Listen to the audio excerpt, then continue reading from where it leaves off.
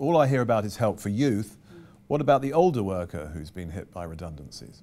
Well, that's right. I mean, what we try to do is to provide help for everybody. So from the very first day that you lose your job or you walk into the job centre, you should be able to get help and support and advice and intensive support with training if you need it, but to give people more help the longer that they've been unemployed.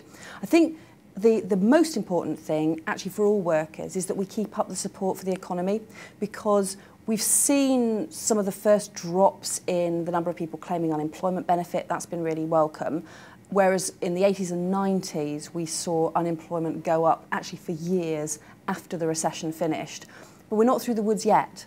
And that's why I think it's so important to keep up the overall support for the economy, not cut £6 billion out of the economy. That was the Conservatives' proposal. I think that would be really, really bad for jobs. That would put a whole series of jobs right across the country at risk. So we've got to keep up that support.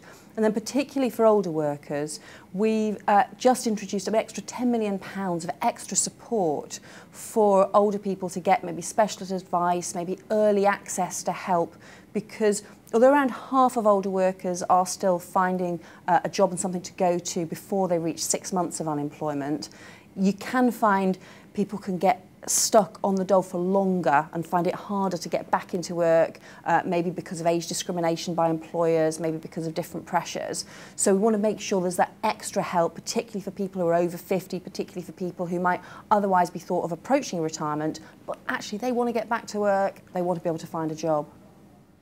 Douglas from Milton Keynes asks, all I hear about is help for youth. What about the older worker who's been hit by redundancies? Well, Douglas isn't the only one who's raised this issue with me. And I know that I was talking to somebody the other day who'd been made unemployed in a managerial position, said when he went to the job centre he found that it was very difficult for them. They couldn't really cope with his particular needs. So what we need to do is to be able to give specialist and personalised help to people who are over 50 or perhaps have been in more senior positions. And again, that's the great benefit of our work programme, working with specialist providers in the private sector, in the voluntary and third sectors, actually being able to take that individual and give them the help that they need to be able to get back in the workplace.